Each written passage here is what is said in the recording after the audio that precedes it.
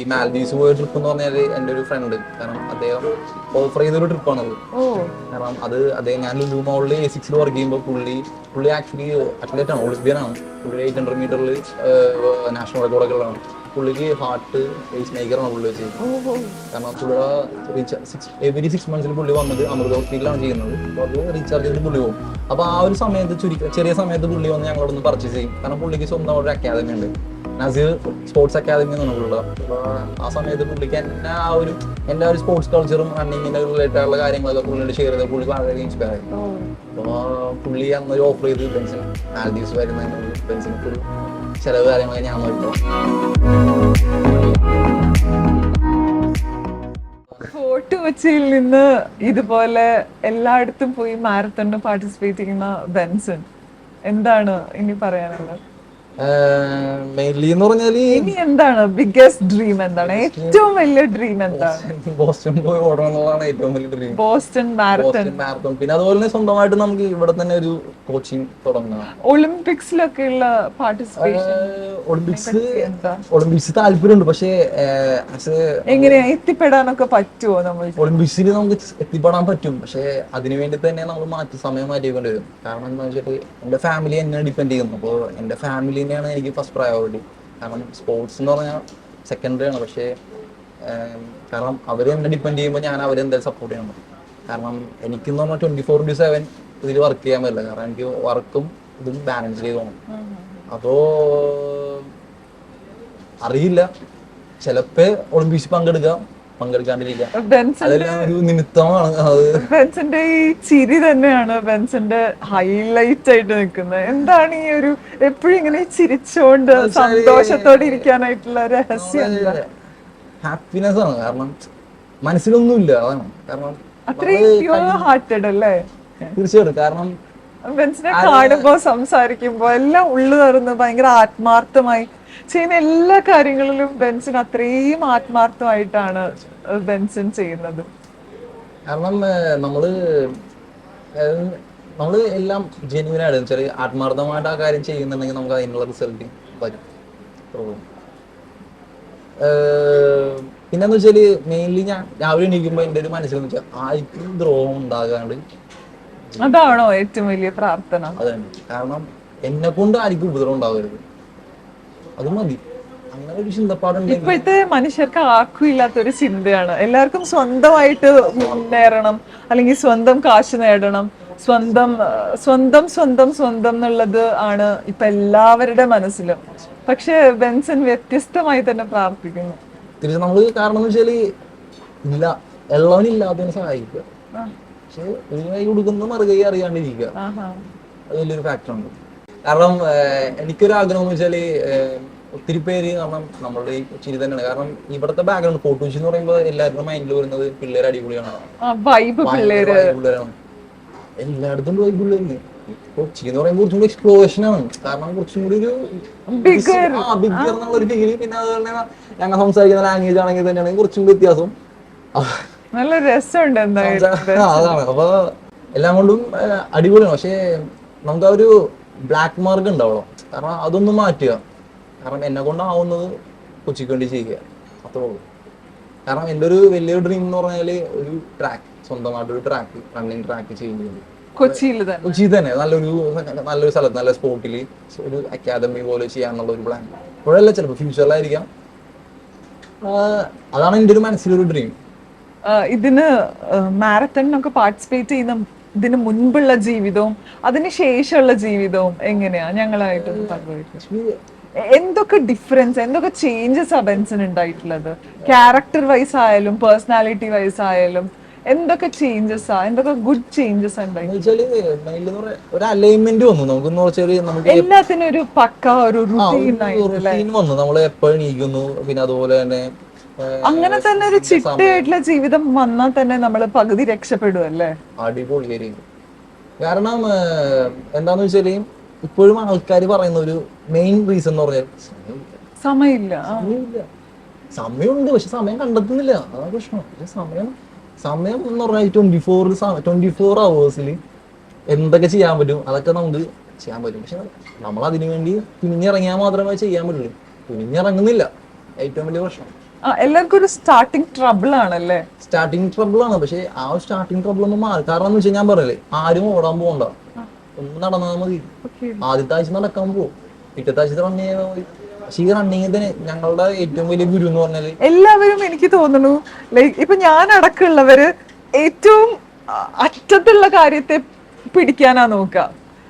ഇങ്ങനെ പയ്യെ പയ്യെ അവിടെ എത്താനായിട്ട് നോക്കുന്നത് കുറവാണല്ലേ? ഇത് ശരിക്കും പറഞ്ഞാലേ ഞങ്ങളുടെ ഒരു റണ്ണിങ്ങില് സോൾസ് ഓഫ് കൊച്ചിയിലെ ഞങ്ങളുടെ ഒരു ഗുരു എന്ന് പറയാം കുമാർജിയുടെ കൂടെ കൂടി കഴിഞ്ഞാല് ആരും പോകും. കാരണം പുള്ളിയുടെ ആ ഒരു ട്രെയിനിങ് ലെവൽ എന്ന് പറഞ്ഞാൽ വേറെ ലെവലാണ്. കാരണം പുള്ളി ഒന്ന് ഫോളോ അപ്പ് ചെയ്യും. കാരണം റണ്ണിങ്ങിന്റെ അപ്ഡേറ്റ്സ് കാര്യങ്ങളെല്ലാം പുള്ളിയുടെ മുമ്പിൽ ഒരാൾ വന്ന് പെട്ട് കഴിഞ്ഞാൽ പുള്ളി എന്ത് വന്നാലും പുള്ളിനെ ട്രാക്ക് ചെയ്യും. പിന്നെ തൊട്ട് പിന്നെ പുള്ളി റണ്ണറാണ്. പിന്നെ കാരണം ഞാൻ പുള്ളിനെ കണ്ടതെന്ന് വെച്ചാൽ, കാരണം ഞാനൊരു ചെറിയ സിനാരി പറയാം. എന്റെ വീട് ഫോർട്ട് കൊച്ചിയിലാണ്, ഇവര് റൺ ചെയ്യുന്നത് എടപ്പള്ളിയിലാണ്. ഞാൻ രാവിലെ അവര് റണ്ണ് സ്റ്റാർട്ട് ചെയ്യുന്ന 5:30 അപ്പോൾ ഞാൻ എന്റെ വീട്ടിൽ 4 മണിക്ക് വേണ്ടി ഞാൻ സൈക്കിളോട്ടി പോകും, അല്ലെങ്കിൽ ലിഫ്റ്റ് അടിച്ചാണ് അവിടെ പോകുന്നത്. എടപ്പള്ളിയിലേക്ക് ബസ്സില്ല സമയത്ത്. കേട്ടിട്ടുണ്ട് ഡെക്കാത്തലോണിലൊക്കെ വർക്ക് ചെയ്യുമ്പോ ബെൻസൺ ഫോർട്ട് കൊച്ചിന്ന് ഡെക്കാത്തലോൺ വരെ ഓടി പഞ്ച് ചെയ്യാനായിട്ട് ജോലിക്ക് എത്തിയിട്ടുണ്ട്. ഞങ്ങളുടെ ട്രെയിനിങ് വെച്ചാൽ ഞങ്ങൾക്ക് എല്ലാ സാറ്റർഡേയും ട്രെയിനിങ് ഉണ്ട്. അപ്പൊ എന്ന് വെച്ചാൽ എനിക്ക് ആ സമയത്ത് ഞാൻ മൈസൂർ മാരത്തോണിൽ ട്രെയിൻ ചെയ്തിട്ടുണ്ടെങ്കിൽ അപ്പൊ ആ ഒരു വീക്കിൽ ഞാൻ എന്തായാലും ലോങ് റൺ ഓടണം. ഞാനപ്പോ എന്ത് ചെയ്ത് ഡെക്കാത്തലോൺ എന്തായാലും സൈക്കിൾ എടുത്തില്ല, സൈക്കിൾ അവിടെ വെച്ചിട്ട് ഞാൻ എന്ത് ചെയ്ത് നേരെ ആ ഒരു എന്റെ ബോക്സ് എന്താ ഷോർട്സ് ഉണ്ടായത്, ഓൾറെഡി ഷൂസ് ഉണ്ട്. ഞാൻ എന്ത് അവിടെ നേരെ ഓടി വീട്ടിലേക്ക് പോയി. പിന്നെ അതുപോലെ ഞാൻ സൈക്കിളിലാണ് പോയിക്കൊണ്ടെന്ന് വെച്ചത്. ഞാൻ ഡിക്കാത്തോന്ന് പഠിക്കുമ്പോൾ ഒരു 1.5 വർഷത്തോളം ഞാൻ സൈക്കിളിലാണ് പോയത്. ഞാൻ കൊറോണ കഴിഞ്ഞപ്പോൾ എന്റെ സ്കൂട്ടർ ആദ്യമായിട്ട് വാങ്ങിച്ചത്. അല്ലാത്ത പക്ഷെ ഞാൻ ബസ്സിലും പിന്നെ അതുപോലെ തന്നെ ഇതിലാണ് പോയിക്കൊണ്ടെന്ന് വെച്ചാൽ. പിന്നെ നടന്നും പോയിട്ടുണ്ട് വീട്ടിലേക്ക്, കാരണം ബസ് കിട്ടിയില്ല. കാരണം 12 മണിയായി. അങ്ങനെ കാരണം വെച്ചാൽ ഡിക്കാത്തും ചില സമയങ്ങളിൽ വെച്ചാല് അത് സമയം നമ്മൾ ഫേസിങ് കാര്യങ്ങളൊക്കെ കഴിഞ്ഞ് വരുമ്പോൾ 11:30 12 മണിയാവും. ഇപ്പൊ അതൊക്കെ മാറി. ഇപ്പൊ നോർമൽ റുട്ടീനാണ്, 10 to 10 എന്നുള്ളൊരു റുട്ടീൻ തന്നെയാണ് പോകുന്നത്. പക്ഷേ ആ സമയത്ത് വണ്ടിയില്ല, അങ്ങോട്ട് പോകാൻ ആരുമില്ല. അപ്പൊ ഞാനിപ്പോ നടന്നു പോയിട്ടുണ്ട്. 1-2 പ്രാവശ്യം പോയിട്ടില്ല, എല്ലാ പ്രാവശ്യം പോയിട്ടില്ല. പിന്നെ എന്ന് വെച്ചാല് ഞാനൊരു ചെറിയ സിനാരി എന്ന് പറഞ്ഞാൽ ഓക്കെ, നമ്മൾ എടപ്പള്ളിയിലേക്ക് പോകാനുള്ള ഒരു വേ. കാരണം ആ ഒരു വ്യക്തി എനിക്ക് ഫോളോ അപ്പ് ചെയ്ത് മെസ്സേജ് ചെയ്യുന്നു. അപ്പൊ ആ ഒരു ഗ്രൂപ്പ് ഫോട്ടോയും പുള്ളി ഇടുന്ന ആ ഒരു മോട്ടിവേഷൻ എനിക്ക് ഭയങ്കര സ്ട്രൈക്ക് ചെയ്ത്. കാരണം ഒരു ആള് അതിനു വേണ്ടി പുറകിൽ നടക്കുന്നു. ആൾക്കാർ എന്ത് വന്നാലും അവിടെ പോകും. എന്തെങ്കിലും ഒരു റിട്ടേൺ കൊടുക്കണമല്ലോ. കാരണം ആ പുള്ളി അത്രമാത്രം ഇൻവെസ്റ്റ് അവര് ചെയ്യുമ്പോ നമ്മൾ ആ വ്യക്തി കൊടുക്കുന്ന ഏറ്റവും വലിയ റെസ്പെക്ട് ആണ്. പുള്ളിയുടെ ഞാനപ്പോ അങ്ങനെ ഞാൻ എന്ത് ചെയ്ത് അങ്ങനെ പിന്നെ എന്റെ സൈക്കിളിന് റെഡിയാക്കി ഞാൻ സൈക്കിളാണ് പോയിക്കൊണ്ടിരുന്നത്. ഞാൻ ഇന്നും സൈക്കിളിൽ പോകും. പിന്നെ അത് കഴിഞ്ഞ് ഞാൻ പിന്നെ അടിക്കാത്തതായി. പിന്നെ കൊറോണ വന്നു പിന്നെ ഒരു ബ്രേക്ക് ആയി. ഇപ്പോഴും എനിക്ക് അവിടെ പോയി ഓടാൻ വലിയ താല്പര്യമാണ്. കാരണം അവിടെ ഒരുപാട് റണ്ണേഴ്സ് ഉണ്ട്. ഒത്തിരി കാര്യങ്ങൾ സംസാരിക്കും, ഒത്തിരി കാര്യങ്ങൾ അറിയാൻ പറ്റും. അവരവരുടെ കാര്യങ്ങൾ റണ്ണിങ്ങിന്റെ റിലേറ്റഡ് ആയിട്ടുള്ള ഒരു കാര്യം ഡിസ്കഷൻ ഉണ്ടാവണം. അപ്പോൾ ഞാൻ അവരുടെ ഒരു അംഗമാണ്. സോൾസ് ഓഫ് കൊച്ചി എന്ന് പറഞ്ഞ റണ്ണിങ് ക്ലബിൽ ഞാൻ ഒരു അംഗമാണ്. അപ്പോൾ ഇതില് ആ ഒരു റണ്ണിങ് ഗ്രൂപ്പിൽ വേറൊരു വ്യക്തിയും കൂടെ ഉണ്ട്, രമേശ് കാഞ്ഞിലോളം. അദ്ദേഹത്തിന്റെ ഒരുപാട് കാര്യങ്ങൾ, കാരണം അദ്ദേഹം ഓടുന്നത് ബെയർ ഫുഡ് റണ്ണിങ് ആണ്. അപ്പോൾ പുള്ളിക്കാരൻ എന്ന് പറഞ്ഞാല് US ബോസ്റ്റൺ മാരത്തോൺ ഒത്തിരി പ്രാവശ്യം ഓടിയിട്ടുണ്ട്. പുള്ളി അണ്ടർ 3 hours ഓടിയ വ്യക്തിയാണ്. 2:55-57 ആ ഒരു ടൈമിങ്ങിൽ പുള്ളി ചെയ്താണ്. കാരണം പുള്ളി ബെയർ ഫുഡ് വിത്തൗട്ട് ഷൂസിലാണ് പുള്ളി ഓടുന്നത്. എത്രത്തോളം സ്ട്രഗിൾ ആണല്ലേ നമ്മളുടെ ഈ റോഡ് എന്ന് പറയുമ്പോൾ അറിയാം, ചെറിയ ചെറിയ കല്ലുകൾ കാര്യങ്ങൾ നമ്മൾ ഷൂസ് ഉണ്ടായിട്ട് പോലും കാര്യമുണ്ട്. പുള്ളിയിൽ കൊടുക്കുന്ന ആ ഒരു ഡെഡിക്കേഷൻ ഒക്കെ തന്നെയാണ് ഏറ്റവും വലിയ മോട്ടിവേഷൻ. യങ്സ്റ്റേഴ്സ് ആയിട്ടുള്ള ഞങ്ങൾക്ക് എല്ലാവർക്കും ബെൻസൺ എന്താണ് തീർച്ചയായിട്ടും അലൈൻ ചെയ്യുക. കാരണം നമ്മളൊരു അലൈൻമെന്റിൽ അല്ലെങ്കിൽ നമുക്കത് ബാലൻസ് ചെയ്യാൻ ബുദ്ധിമുട്ടായിരിക്കും.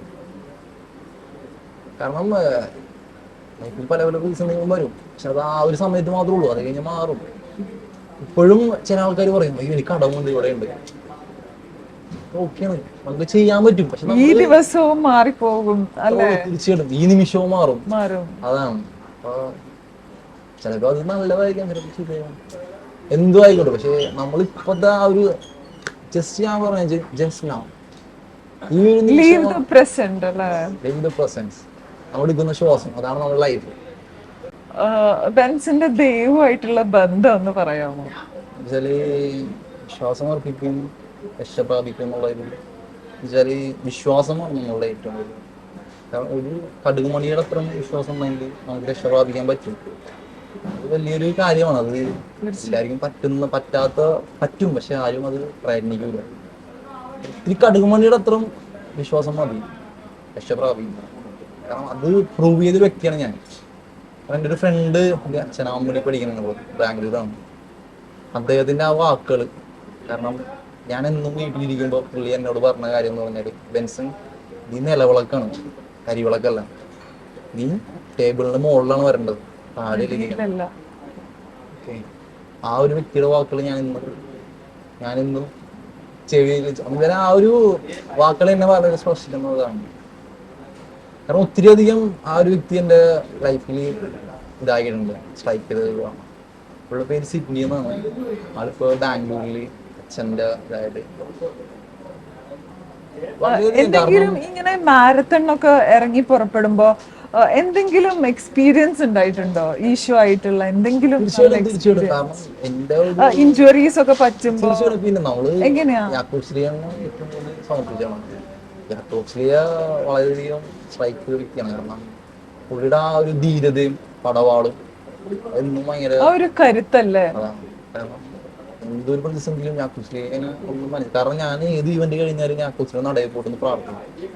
കാരണം പുള്ളിയുടെ ആ ഒരു അനുഗ്രഹമാണ് ഇപ്പോഴും നിലകൊള്ളുന്നത്. ദൈവത്തോട് വളരെയധികം കടപ്പെട്ടിരിക്കുകയാണ്.